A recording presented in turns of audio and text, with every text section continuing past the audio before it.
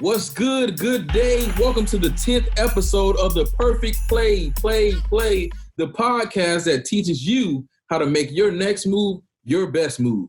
I am your host, IAmCWill, and I'm accompanied by the Leadership Council and our awesome cast here at PeerForward. Co-host Mike, talk to him. Good afternoon, beautiful people. Good day. Wherever you are, I hope you're enjoying. It's the good brother Mike here to join C and the Leadership Council as we embark on an exciting conversation on career. But let's see what more we have before we get there. Thank you, Mike. AJ, what's up with the marketing rep today? Hey, y'all. Just here to tell you more about PeerForward. You know, I love talking about it, and I love being a part of the Perfect Play. Perfect. And we're also joined by some very special guests today, PeerForward's very own Leadership Council. For your alum out there, advisors and peer leaders, these individuals are very near to our soul. They're volunteers, they're professionals, and they're young and hip. And so to our young Leadership Council, please give the introductions of yourselves and say hey to our listeners. Gordon, what's up? Hey, this is Gordon. How's it going?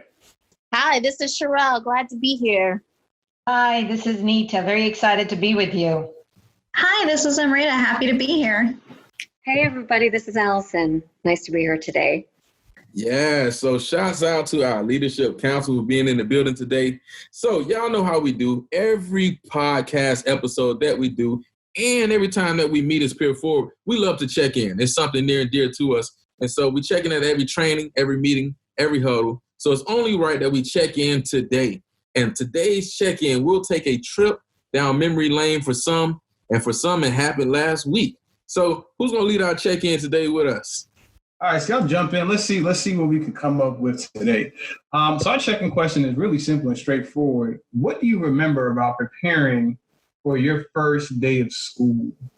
And if you can't remember that far back, if you have children, what was it like getting your child ready for school? We'll leave that up for the team to answer. Hey, this is Gordon. So I was a total nerd, and I had a different colored notebook for each one of my classes. I had a red for econ, blue for accounting, green for management. My personal favorite was a purple for finance. Organized, Gordon. All right. Yes, sir. Very organized, Gordon. So before my first day of class, I remember printing out a map of my campus and visiting each building and each individual classroom where all my classes were going to be held. I didn't want to get lost. And I didn't want that to be a source of stress and anxiety on my first day. And thankfully it wasn't, because I woke up on day one confidently knowing exactly where I was going. You organized too in some sense. So that's, I see a trend here. Hi, this is Nita. So what I did was, again, in sort of just continuing from what Gordon and Cherelle said, it was also wanting to be prepared. So the night before, I took out all my clothes, what I was going to wear, got all my books out, and to be as prepared as possible so that when you went in, I had everything that I was going to need.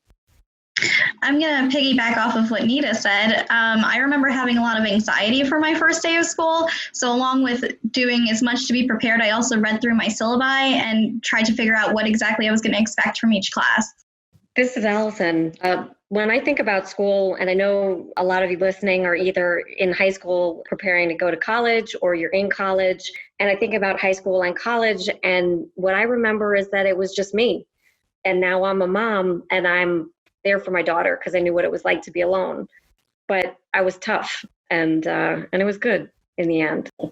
Awesome. Thank you all for sharing. So whether you're helping out your loved ones, whether you're getting fly or trying to figure out where to go on campus, your first day of school is always impacted by the choices you make prior to. C, talk to us.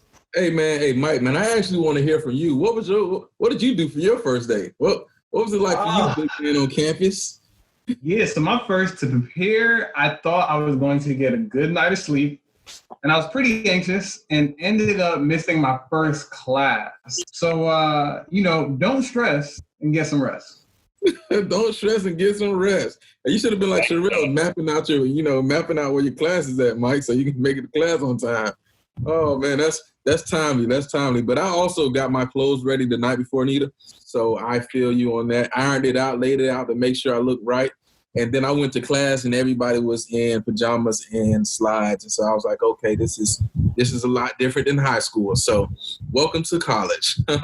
So thank you all for checking in. That was really dope. But today's topic of our podcast, listeners out there, be sure to comment below what you want to hear next. But today we'll focus on career path and what does that look like?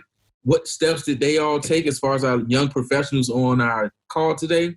And also kind of thinking about what did they do to prepare to get to where they wanted to be. And so our special guests are going to give you all a brief introduction of who they are and why they love PeerForward so much. And so we can start off with the man of the hour, Gordon. Thank you, Cornelius. Yeah, so my name is Gordon Deans. I'm the Vice Chair of the Leadership Council. Professionally, I'm a Vice President in the Treasury Department of a French bank. I got involved about 3 years ago because I am passionate about equal access to education, something that's really dear to my heart. Very happy to be here. My name is Cherelle. I am a senior associate at a large law firm in New York, specializing in employment litigation and employment counseling. I have been with PeerForward on the Leadership Council since 2016, and this organization is near and dear to my heart. And education opens up so many opportunities, and it's been a pleasure to serve on the council for the past 4 years. Hi, this is Nita Sanger. I'm the CEO of Idea Innovate Consulting, which is a strategy and operations consulting firm. I've been involved with PeerForward now for about 5 years. And the reason I got involved is because I'm very passionate about empowering our next generation of leaders and do everything that I can to help them be prepared.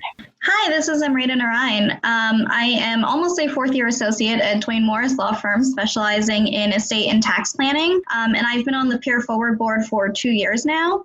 I love being a part of PeerForward because education is really a key to upward mobility, and everyone should have access to it. Thanks for having me. Hi, I'm Alison, and I'm an anti-bribery, corruption, and fraud specialist. I've been on the board for at least 5 years now. It goes by so quickly. And I feel really strongly about PeerForward because it's an incredible organization that helps remind people who sometimes aren't in an environment that encourages them what kind of potential they have and brings out the strength in them to not only find the opportunities that open up their lives, but to help do the same for other people. The more time that I've spent with the organization, the more excited I've been to be a part of it. Boom, drops mic. Thank you to our leadership council. I'm going to start calling them the Avengers because I heard CEOs, law firms, banks. That's where the money is. They're just doing great things out here in the world, y'all. So if you have any questions specifically for any of our special guests on the podcast today, drop them in the comments below. I'll do my best on trying to connect you all. But you can always rewind to hear these questions and the answers that they'll say in our next few seconds. And so thank you all for joining us today. I'm excited about the discussion. And so we're going to actually kick it off with our first question of the day. So listeners, listen up. Which experiences during your post-secondary journey have prepared you for your role today? And I'm going to kick this one over to Gordon. Thanks, Cornelius. So I think for me, it's self-accountability. You're in charge of motivating yourself and staying on course. It starts when you get to college and realize that no one's forcing you to attend the lectures, to join the clubs, to seek out ways to broaden your network and look for those experiences. And the same mantra for me applies to my professional career too. You get out what you put in. You get out what you put in. It's about how much effort that you put into something that you get out. We always talked about hard work pays off. Back in high school, for me, my football coach's favorite saying, but it definitely has proven to be true. So thank you for that, Gordon. Another question I have for our special guest today is, how did your earlier career choices lead you to where you are now? Amrita, I think you have some good insight for us. When speaking to my earlier career choices, I would actually go back to my college days. And you know what Gordon was talking about with you get out what you put in. From the beginning, I was very introverted and shy, so I decided I wanted to get out of my shell by joining different clubs at school. I knew I wanted to go to law school, so in my sophomore year, I had the opportunity to become the president of the Pre-Law Society, and I took it. From there, I met a partner at my current firm, and I was able to get an internship. I stayed in contact, and next thing you know, I'm working here full time. I think that this was I feel like this was just a great opportunity because keeping in contact with people that you meet throughout your college career and afterwards is really the way to go. And those are the people that are going to help you. So Amrita, that sounds awesome. As a fellow introvert, I completely understand how stressful it may be having to get in there, but you did it. I think something key and really profound that you mentioned, networking and really the power of relationship building and how long and how far that can take you in your life. So we're going to kick it up for our next question. What are some rookie mistakes you made in the beginning of your career that you see other rookies make now? So Cherelle, if you have any insight on this, talk to us. Let us know. Awesome. Thanks, Mike. It sounds like the introverts are in the house. As a fellow introvert, one of the mistakes that I made early on as a junior attorney was not asking enough questions. I would get an assignment, and out of fear of being perceived as not smart or not knowing what I was doing, I would take the assignment and just go and run with it, as opposed to taking the time to ask some questions that would have made the outcome much, much better.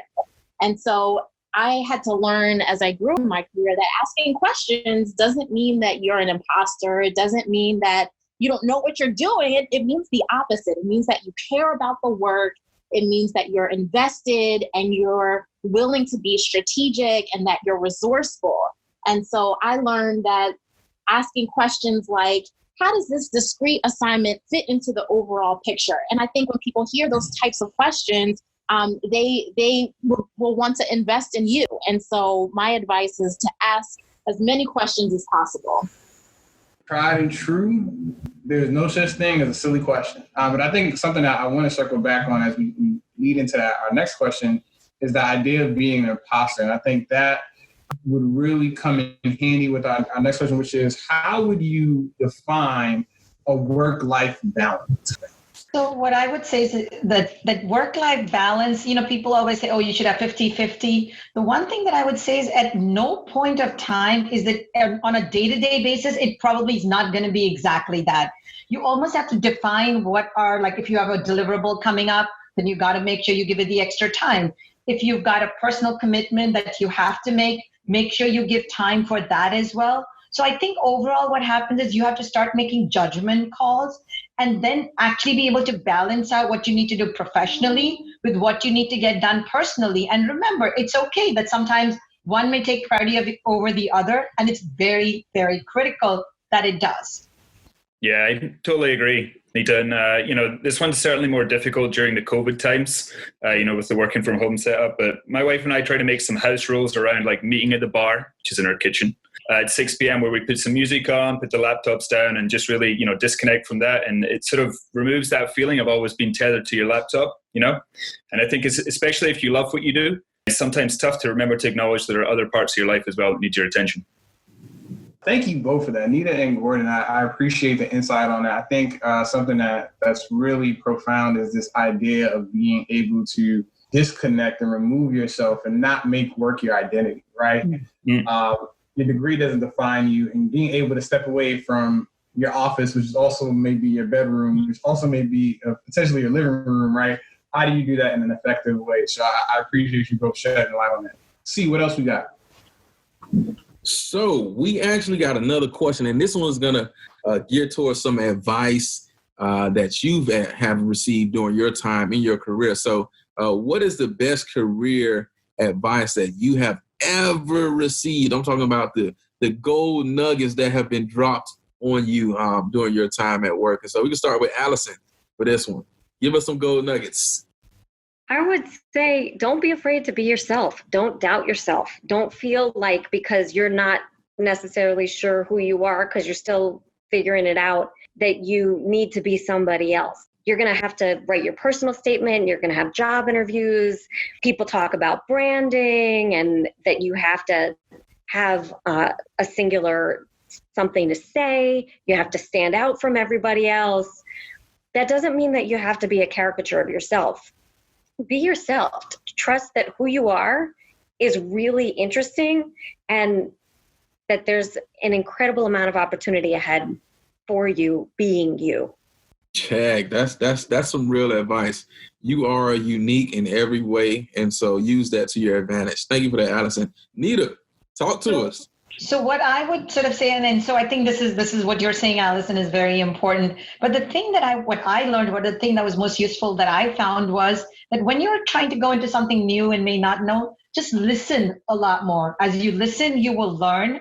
And then, and to what Cherelle said, then start asking the questions so that you are actually adding more value, because that becomes really, really important. So the keys always be, because sometimes we tend to think, and that's why they always say, right, you've been given 2 ears and one mouth, so you should always hear more and then be able to sort of talk about what the things that you don't understand. So it's very, very critical. Listen more, and as you learn, then start asking questions that you're adding more value. Check. Thank you for that, Nita. Cherelle. Yeah, so I have a couple of things to share here. The first one, I would say, be creative in defining what success means to you. I think that success is more than, money and property and assets. And, success could mean free time, having really great connected relationships and the ability to give back and awesome experiences. And so think about that when you're defining what success means for you. The second thing I would say is that we should all think about the careers that engage our head, our heart, and our soul. So engaging your head means, is the work intellectually stimulating? Engaging your heart, do you care about the work? Your soul, does the work actually have meaning, and will it positively impact other people? And then finally, the last piece of career advice that I've been given, that was the gold nugget for me, is that you don't have to be just one thing. You can be an accountant and a florist. You can be an engineer and a violinist. You can be a lawyer and a yoga instructor, which is the category I fall in. So find those activities, and it may be plural, that make you come alive and go out and do those things. Oh, man, thank you for that. I asked for nuggets, y'all, and I got gold bars. Thank you. Thank you. All right, so our next question is, what was your first win that made you confident that you were doing the right thing? So one of the things that I was doing is I was in sales. And I remember the first thing that made me feel like I'd actually won was when I was actually able to get my first client. But it took 6 months before that happened. You had to, and sales is never about one and done. You had to actually work, understand what the client needs and then continue to sort of deal with them. And I think what it really taught me was that in some ways there's no easy wins or no easy answers. You have to put in the hard work. It's continuous, it's sustained. And then at some point in time, you will get that win. So don't ever forget that, but you have to be willing to put in the hard work. The hard work is where it's at. Thank you. Alison. I would say for me, when I think about that, I think when I was getting my PhD and I got a Fulbright scholarship, it was a real win, but I didn't enjoy it. And looking back, I realized that I always had to do more and more and more, because when I was growing up, I didn't really have a cheerleading section. And so what I would say is, for those of you that maybe don't have the support that you would want or need right now, be your own cheering section and enjoy the win. Don't discount it. When good things happen and you've achieved something, let yourself sit in the glory of having done it and knowing that there's more to come. Thank you so much. And so our last question today to wrap up our special guest section is, how do you deal with the stressful parts of your job? Amrita, can you give us some quick tidbits? Sure. I know when I get very stressed out, and sometimes to prevent getting stressed out, I create a number of to-do lists. These lists typically have action items, so I can figure out what I need to do now versus if I'm waiting on information from people. I prioritize matters based on their urgency, so whatever is most pressing comes first. Another thing that I find useful is to know when to ask for help. Most people are willing to help you. They just need to know that you need it. So, being able to reach out, especially if it's to a supervisor, and just let them know that you're a little bit overwhelmed, kind of get some ideas from them about what you can do to figure this out. Or even if it's in college, reaching out to your professor, letting them know where your mindset is. I think that's a really important way to really move forward, is asking for help. Thank you. And then last but not least, Cherelle. So picking up where you left off, Amrita, asking for help, and I think on college campuses that could take many forms. It could involve asking a TA for help, or seeking tutoring opportunities, or even taking advantage of free therapists that may be on campus. A lot of times we don't even know about all of the resources that exist, and a lot of times colleges and universities have free therapists that are available just waiting to be used. The other thing I will add to this is being intentional about staying physically active and being intentional about taking breaks. We're not machines. We have to recover, and we have to give our bodies and our minds a chance to rejuvenate. And so those are some of the things that I do to alleviate stress, being intentional about taking breaks and staying physically active. Thank you for that, man. These were some great tips and tricks that we've actually heard from you all today in discussion questions. So thank you again for giving us this information for free. Y'all, this is free information, man. Y'all take it how you hear it, but make sure that you implement it. Don't just listen to it, but start to be it, live it. So thank you to our Leadership Council for being our special guest today. But we are not done. Next time, we got our tips and hints, right? And so what we would like for you all to do is provide a tip for managing the remainder of the year. We know this year has been crazy with the quarantine. And so as young professionals, one, I hope you are doing well, but what's some tips that you can give to myself and our listeners about managing the rest of these last 4 months? 4 months to go. 2020 is almost over. Alison. I would say now more than ever, we have to be really aware of what's taking up our time, because we all have so many pressures pulling at us. And one of the things that eats up so much time is the phone. The phone is not a family member. And so don't let it distract you. If you got to get a report done, if you got to work, or if you need the much needed time that was just talked about to unwind and feel like a human being, you don't have to answer your texts when they come. You don't have to get on the phone whenever it rings. Whoever it is, unless you have a child or a parent or a family member who's sick, you do not have to respond immediately. You can put your phone on Do Not Disturb. You can turn it off. You can turn it over. Don't be afraid to do that. You need to disconnect, and it takes up so much more time than you have any idea. So to that, what I would add is that it's very important that you sort of figure out how to center yourself, because we're being constantly bombarded by there's news, there's politics, there's so much negative things going on. Figure out what works for you to center yourself. It could be working out. Make sure you take care of, like if it helps you go for a walk, meditate, make sure you're eating healthy. So take care of yourself so you can continue to stay centered, which is so important. Adding on to what Alison said, I think also balancing your social media time. Social media has been putting us through a lot during quarantine, and I think remembering that what we see on social media doesn't always necessarily reflect the truth is important. And probably don't take your phone to bed, because not only is it a distraction, but it's going to stop you from getting the rest that you need. Thank you for those tips and hints. If you didn't catch them, you can rewind. Make sure that you comment below what are some tips that you all have to finish out these next 4 months.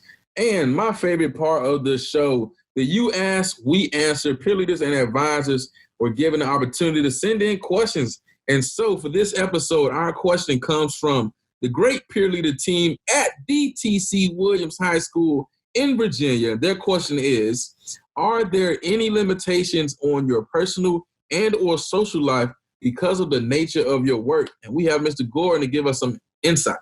Thanks, Cherelle. That's really a great question. And, I'm actually very thankful to be in a position where I work for a company that really promotes time off and time to recharge. And, back to what Cherelle was saying before, this time off for mental health and just getting yourself centered is really important. So, there's definitely times where you can be working late on things, but for me, it's really important to seek out a job where you're able to balance those two things. And I'm, very fortunate to find somewhere that does that for me.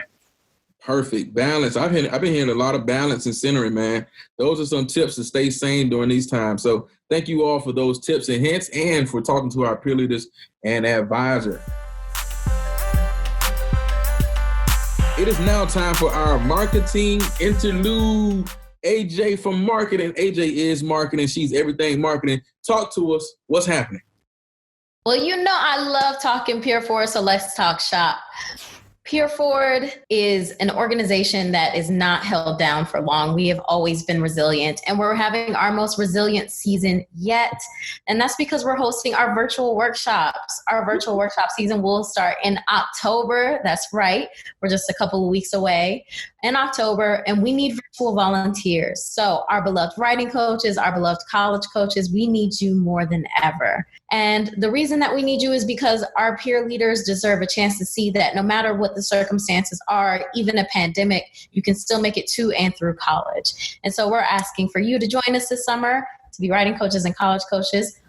Almost everyone on our leadership board can speak to being a volunteer. They have been amazing with their students, and I can say it is a life-changing experience. It's definitely transformative, and it's just a ton of fun. So join us this October for our virtual volunteership, writing coaches and college coaches. Go ahead and apply at peerforward.org/volunteer.